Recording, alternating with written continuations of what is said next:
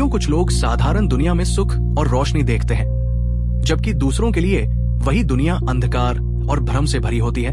श्री कृष्ण कहते हैं, या निशा सर्वभूताना तस्या जागृति संयमी, यस्या जागृति भूतानी सा निशा पश्यतो मुने।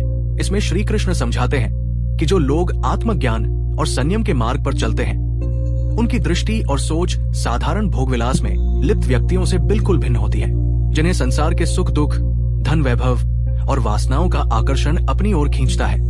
उनके लिए यही जीवन का दिन है, यानी जागने और भोगने का समय। लेकिन एक आत्म संयमी और ज्ञानी के लिए यही संसार अंधकार से भरा हुआ रात्रि है, जहां उसे कोई आकर्षण, कोई प्रकाश दिखाई नहीं देता।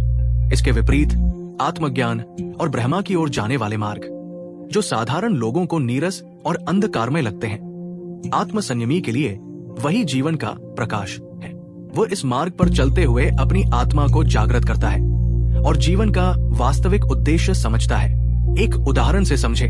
सोचिए, रात के समय जब पूरा संसार सोता है, तो एक ज्योतिषी या खगोल शास्त्री आसमान के तारों को देखकर ब्रह्मांड का अध्ययन करता है। वही रात्रि, जो सामान्य लोगों के लिए केवल सोने का समय है, उसके लिए ज्ञान और खोज का समय है। इसी तरह आत्म संयमी के लिए संसार की वासनाएं केवल भ्रम है, लेकिन साधारण व्यक्ति इन्हीं में अपना सुख खोजता है। अंतर का कारण ये सब हमारी चेतना की स्थिति पर निर्भर करता है।